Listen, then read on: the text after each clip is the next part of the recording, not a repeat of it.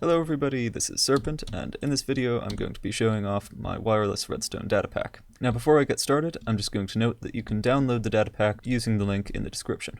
This is a new version of an older datapack, and the old one had a couple of problems which I've addressed in this version. So, in the old version, it was limited to 32 channels, which were hard-coded. This one is not limited to any number of channels other than the number that can be held in a Minecraft scoreboard, which is a lot. The other main limitation of the previous datapack was that the transmitter receivers only worked in a certain orientation, and as you can see with these ones, that is not the case. We've got eyes on the front, and on the bottom over there, and over here a bunch on the top. So you can put them in any orientation in this pack. I've also decreased the cost of making one of these things because the previous one used conduits, and those looked cool, but it was rather expensive as you have to find those individually in chests, so it's not very practical to use lots of those things. So I've lowered the cost in this pack to an ender eye, which I think is more appropriate. Now that you've seen things in action, I'll go into a little bit more detail.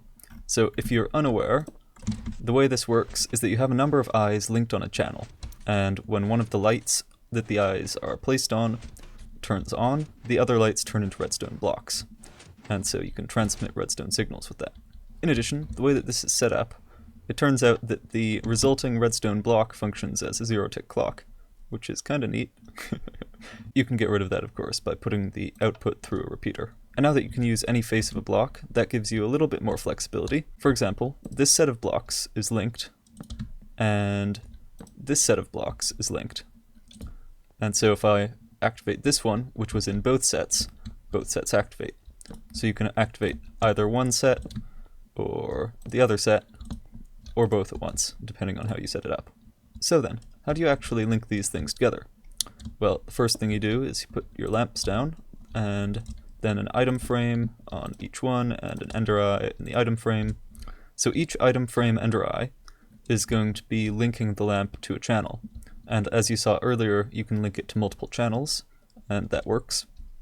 And the way you link it to a channel is by standing near it and using the /trigger command. So this is available to survival players as well as creative, and you can see that I have exposed 3 objectives for each trigger.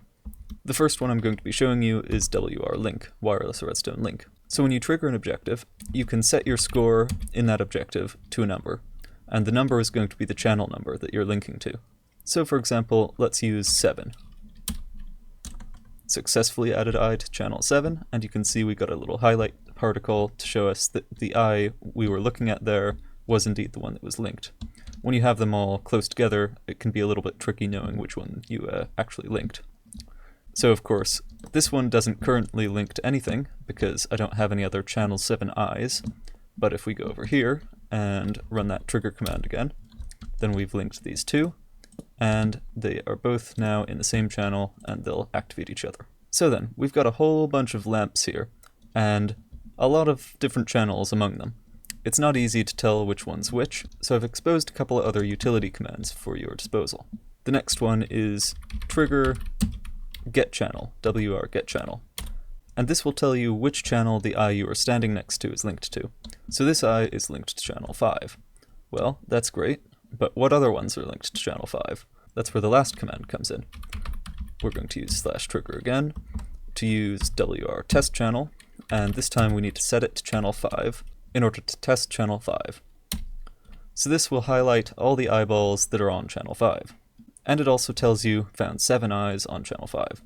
So this is useful both to figure out where the eyes are that you linked to a certain channel, as well as whether or not that channel is occupied. So if you're on a server and you're working with other players, you probably don't want to link into one of their channels, so you can test whether or not the channel is occupied. And just because I'm very pleased that this is not hard-coded, let's take a look at the channel number on this one. Yeah, I have not hard-coded 98,745 channels. Now I think that'll be that for this episode, and hopefully you enjoyed the data pack, hopefully you enjoyed the video.